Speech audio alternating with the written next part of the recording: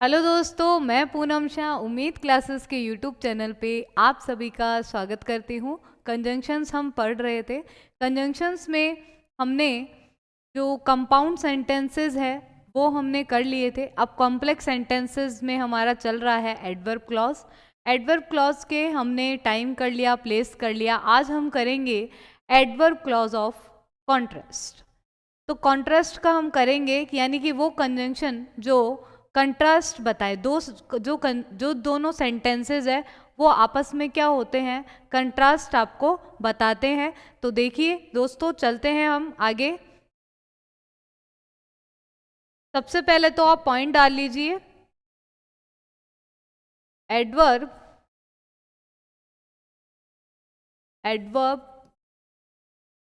Clause of contrast. जो दो sentence है वो विरोधाभासी होते हैं। उन सेंटेंसेस को जोड़ने के लिए कौन कौन से कंजंक्शंस का यूज़ किया जाता है वो आज हम इसमें पढ़ने वाले हैं। तो पहले आप कंजंक्शंस लिख लीजिए कि कौन कौन से हैं। तो पहला आप लिखिए ऑल्दो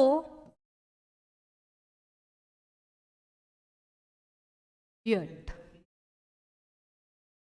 या फिर दो और यट। इसका अर्थ क्या होगा? यद्यपि, फिर भी। यद्यपि, फिर भी, ये इसका अर्थ होगा। सेकंड पॉइंट है आपका while, whereas। while, whereas इसका अर्थ होता है आपका जबकि। जबकि जब आप कभी भी डिफरेंस करते हैं तो आप डिफरेंस में ये दो शब्द देखते हैं, while या whereas। जबकि ऐसा था, जबकि इसमें ऐसा होता है, जबकि इसमें ऐसा नहीं होता है। तो डिफरेंसेस बताने के लिए हम while और whereas का यूज करते हैं, कॉन्ट्रास्ट को बताने के लिए। नेक्स्ट आप लिखिए even if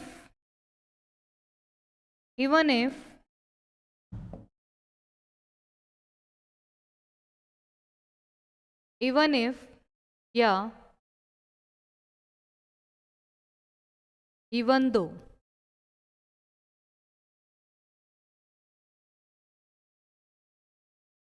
और इसके साथ में लगता है आपका कॉमा। देखो ध्यान आपको कहाँ देना है, यहीं पे देना है कि ऑल्दो और दो आ जाए तो यट लगता है, वेरेज आ जाएगा तो आपका ये बीच में लगता है, मिडिल में लगता है, ये मध्य में यूज किया जाता है। इवन इफ और इवन दो आ जाए तो क्या लगता है, कॉमा। अब इसका अर्थ भी आप लिख लीजिए, भले ही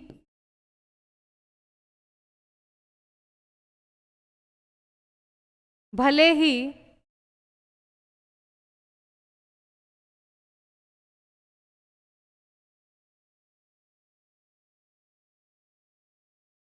इसका आपका अर्थ हो जाएगा चाहे।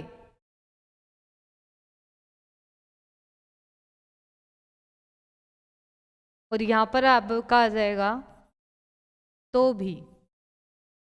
ठीक है। और यहां पर जो इसका अर्थ है आपका यद्यपि, यद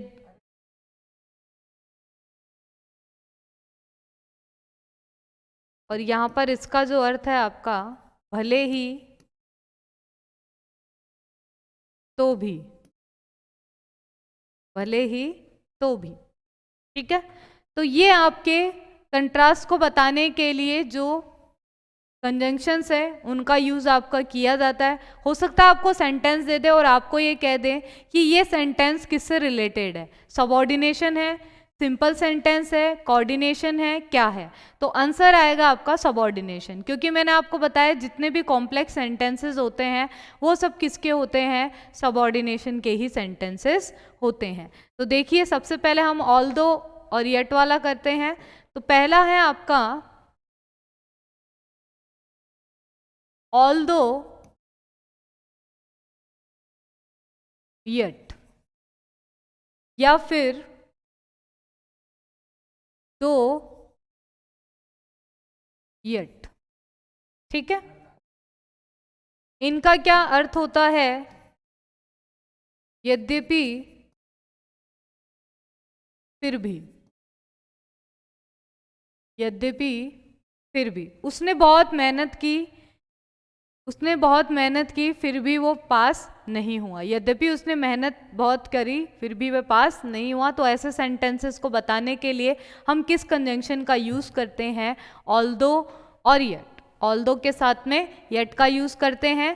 ठीक है, एक रूल आप लिख लीजिए, इसमें इंपॉर्टेंट बात है।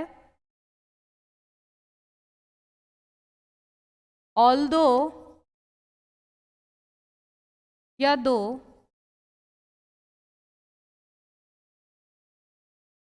के साथ बट का यूज नहीं करेंगे। बट का यूज नहीं करेंगे, कॉमा का यूज नहीं करेंगे, इन दोनों का ही यूज नहीं करेंगे। ठीक है, बट का प्रयोग नहीं करेंगे, बट का प्रयोग नहीं करेंगे, बल्कि यट या कॉमा का यूज करेंगे। ठीक है, बट का यूज नहीं करेंगे। इंपॉर्टेंट बात आपकी क्या है इसमें? कई को देखा है मैंने बट लगा देते हैं, इसका यूज आपको नहीं करना है। ठीक है, किस किस का यूज कर सकते हो? या तो यट का कर सकते हो या फिर कॉमा का यूज कर सकते हो। इतना आपको समझ में आया? अब हम सेंटेंसेस की तरफ बढ़ते हैं। सेंटेंसेस लिख लेते हैं हम। सेंटेंस बनाइए।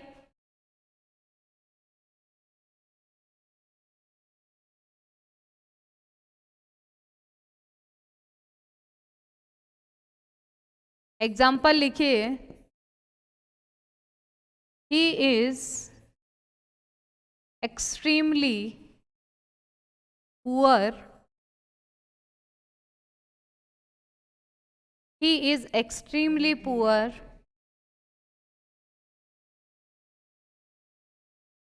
he is extremely poor in all subjects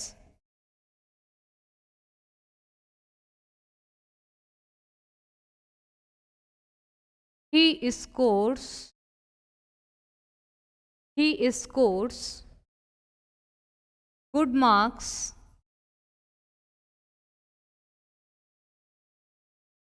in the examination। अब आपको इसको दो से जोड़ना है, जोड़िए। कैसे जोड़ेंगे? सबसे पहले आप क्या लगाएंगे? देखो, टेंस का कोई आपको झंझट नहीं लेना है, जैसे सेंटेंस दिए हुए हैं वैसे ही आपको लिखना है। क्या लिखेंगे? क्या लिखेंगे?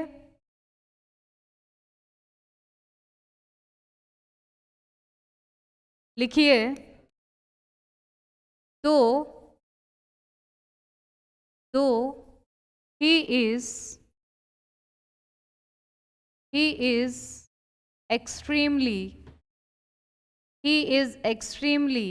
poor in all subjects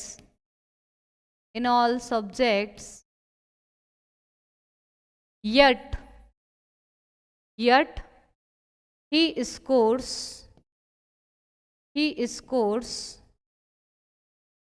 good marks in the examination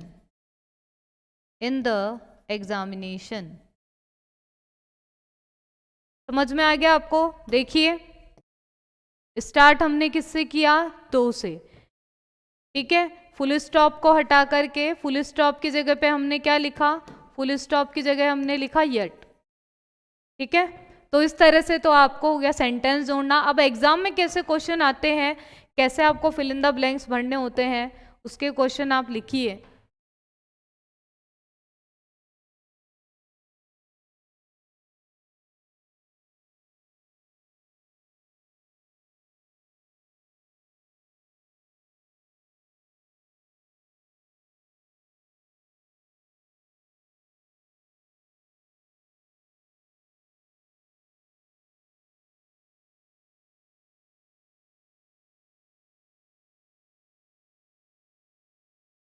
exam में आपके इस तरह से ही क्वेश्चन आते हैं।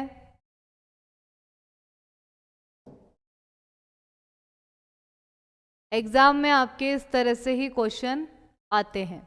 तो अब ये ए है, ये बी है, ये सी है और ये है आपका D.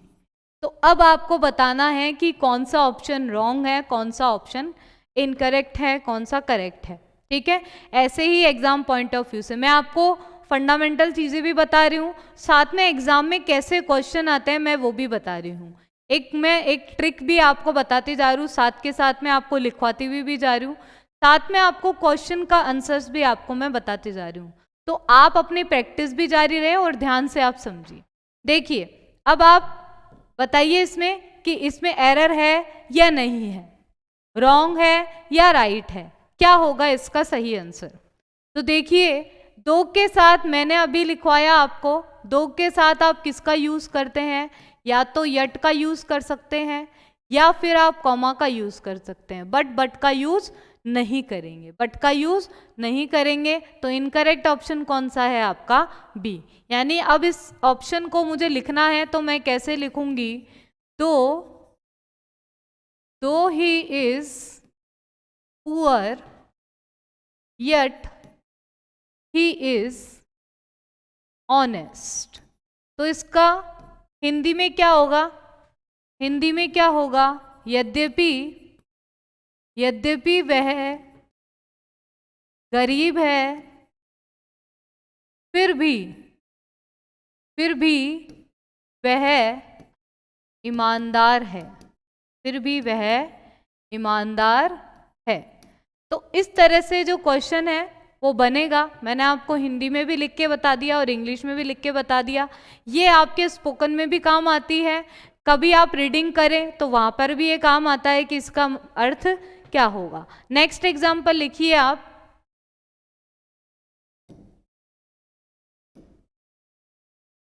You are late, the teacher did not punish him, the teacher did not punish him।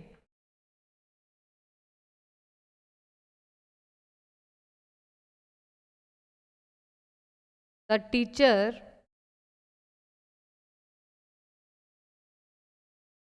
teacher did not punish you। ठीक है, लेट हो गया फिर भी टीचर ने उसको क्या नहीं किया, पनिश नहीं किया। तो though he is late yet the teacher did not punish you, क्या आ जाएगा इसका, बनाइए जल्दी से।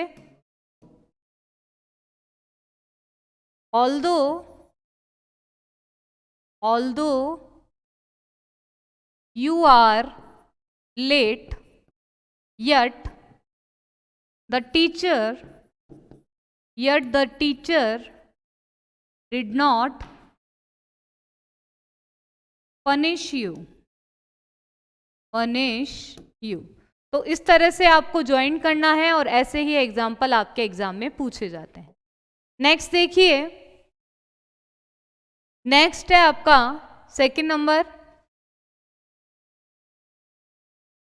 whereas while इसका अर्थ होगा आपका जबकि।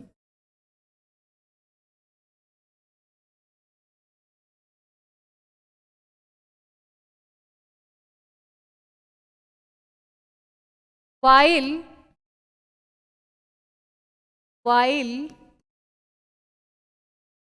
whereas का यूज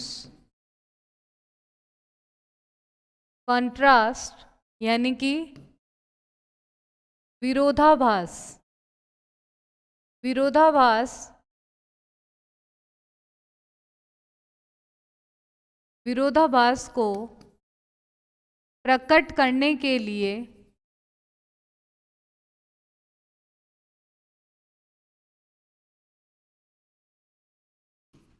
दोनों क्लॉज के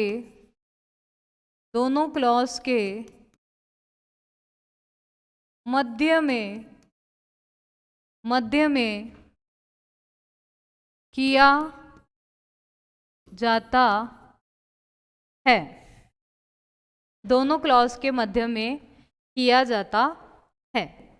यानी कि फर्स्ट क्लॉज आपको दिया हुआ है, इन दोनों के बीच में या तो वाइल आएगा या वेयर एज आएगा, और यहां पर आपका सेकंड क्लॉज आएगा। इस तरह से आपको सेंटेंस का स्ट्रक्चर रखना है। क्लियर? अब आप इसमें एग्जाम्पल देखिए, एग्जाम्पल लिखिए आप।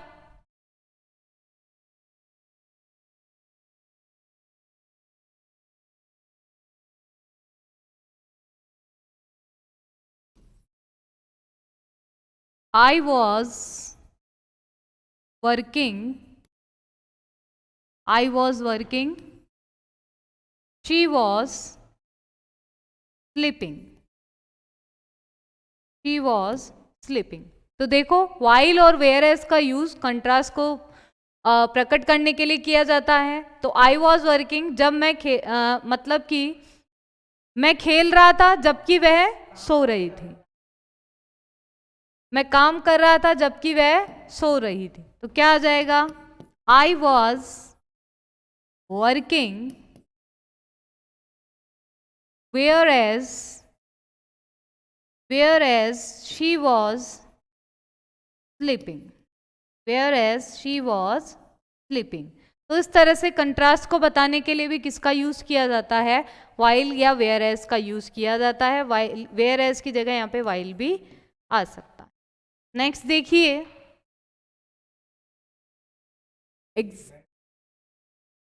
he went out, his wife cooking food। तो यहां पर आप किसका यूज करेंगे? यहां पर आप यूज करेंगे, अब देखिए यहां पर इसमें आप जब बनाएंगे इसका तो किसका यूज करेंगे? while का यूज करेंगे। he went out while his wife cooking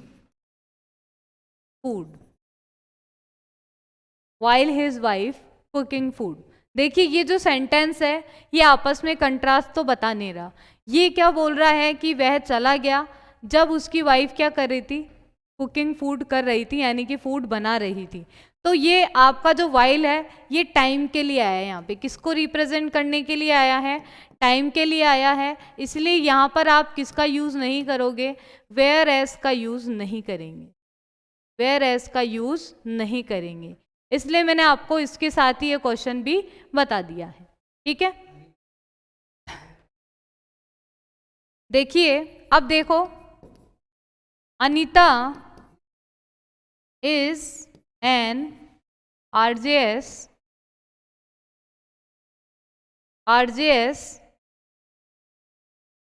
her husband is a clerk, her husband is a clerk।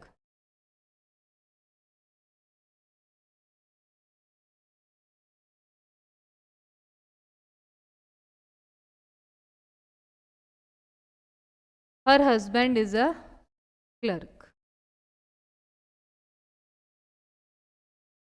तो अब देखिए यहाँ पे कंट्रास्ट को बता रहे हैं, कंट्रास्ट को इसमें बता रहे हैं। तो क्या आ जाएगा? सेंटेंस कैसे बनेगा इसमें देखिए, Anita is an RJS whereas her husband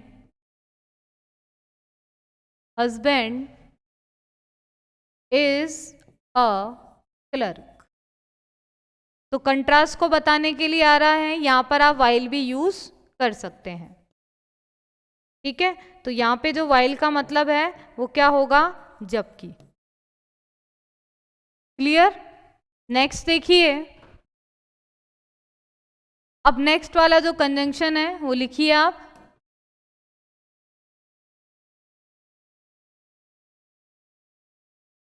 even if, even though.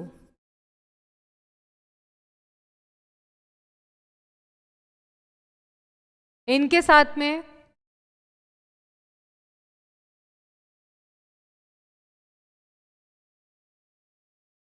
भले ही, तो भी, चाहे,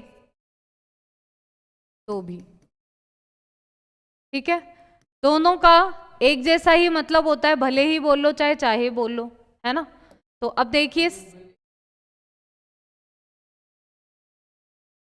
देखिए इसमें सेंटेंस कैसे बनाएंगे। You will invite me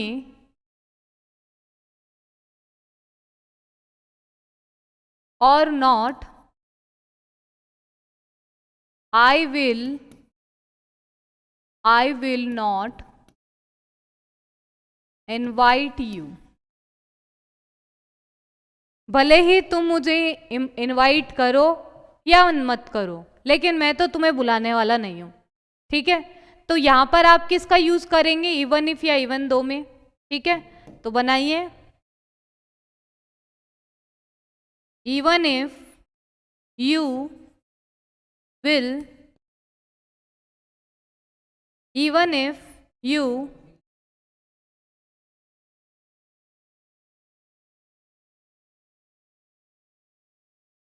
will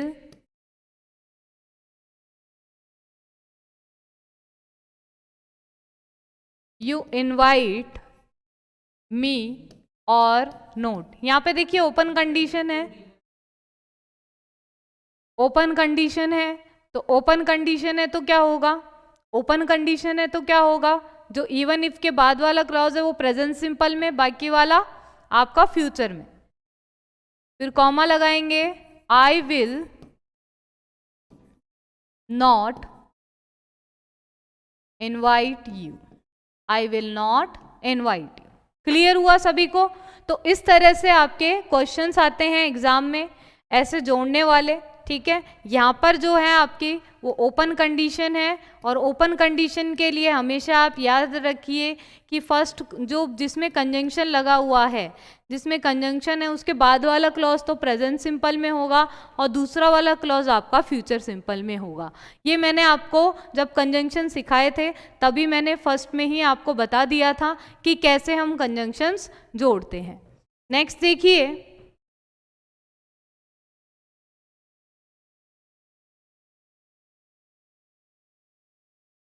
you help me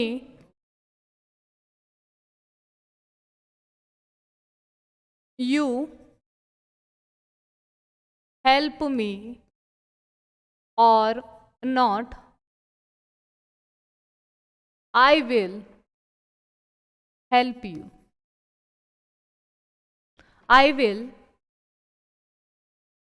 help you, ठीक है। तो देखिए यहाँ पे क्या बोल रहा है कि तुम मेरी मदद करो या मत करो, मैं तो तुम्हारी मदद करूंगा। तो कंट्रास्ट ही आ रहा है, विरोधाभास आ रहा है, तो क्या आएगा। अब देखो इसको बना लीजिए, चाहे इवन इफ से बना लीजिए चाहे इवन दो से बना लीजिए। तो इवन दो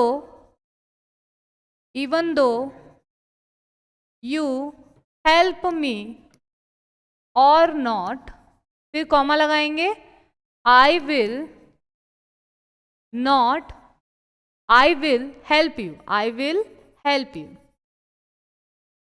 ठीक है। तो एग्जाम में क्वेश्चन कैसे आते हैं, देखिए एग्जाम में कैसे क्वेश्चन आएंगे।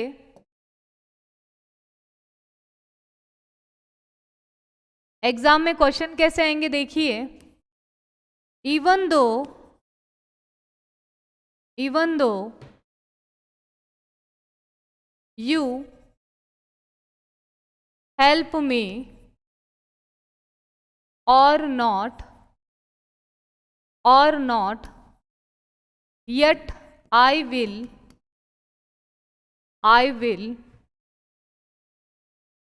help you, no error। तो इस तरह से भी आपके पास में क्वेश्चन आ सकता है। देखिए, help me yet no error, A number, B, ये सी है आपका, और ये आपका हो गया ऑप्शन नंबर डी। तो क्या इसमें एरर है? क्या इसमें एरर है? बिल्कुल इसमें एरर है। कहाँ पर है? ए में है, बी में है, या सी में है? तो किस में है एरर आपका? एरर है आपका बी में। तो राइट आंसर इज बी, क्योंकि यहाँ पे यट की जगह क्या आएगा? कॉमा आएगा। यट की जगह क्या आएगा? कॉमा आएगा। तो आपका जो पूरा एग्जाम्पल है वो क्या हो जाएगा? Even though you help me और not, comma I will help you. यानी कि यट तो केवल बोलने में आएगा, लेकिन लिखने में तो आपको कॉमा ही लिखना होगा। क्लियर? ठीक है। इवन दो में भी देखो, यहाँ पे क्या लगाया हमने? कॉमा लगाया। ठीक है। क्या बताया था आपको मैंने कि आपको क्या लगाना है? इनके साथ में कॉमा ही लगाना है। ठीक है। आपको ये जो मैंने बताया है आज, वेरी वेरी इंपॉर्टेंट, तो कौन सा है आपका? वेरी वेरी इंपॉर्टेंट है आपका ये वाला। ठीक है। ऑल दो और दो, क्योंकि इसमें जो कंफ्यूज करेंगे वो यट कॉमा वाले में ही करेंगे। इसके अलावा वेयर एज वाला भी आपको समझ में आ गया होगा, और इवन इफ वाला। ठीक है। इसके अलावा आपके थोड़े कंजंक्शंस और बच रहे हैं, उसके बाद में हम इनकी प्रैक्टिस करेंगे, ताकि कितना हमने समझा इसको वो पूरी चीजें आपको याद हो जाए। ठीक है। तो मिलते हैं हम नेक्स्ट क्लास में। Thank you so much.